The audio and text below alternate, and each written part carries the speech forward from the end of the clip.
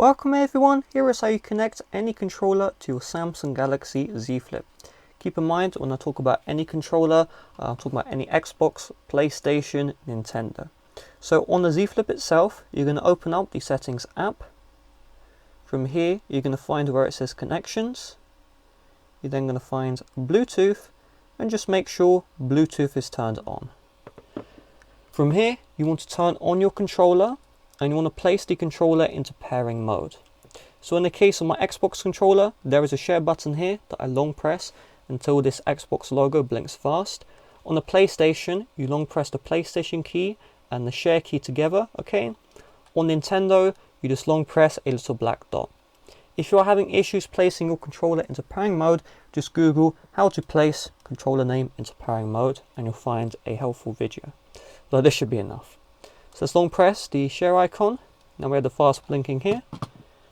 Now on the Z Flip itself, you're going to tap on scan to refresh the scan. I'll give it a couple of seconds here. You can see the Xbox wireless controller, or if you will say PlayStation or Nintendo. Just tap on the controller. You'll see pairing here. Tap on pair.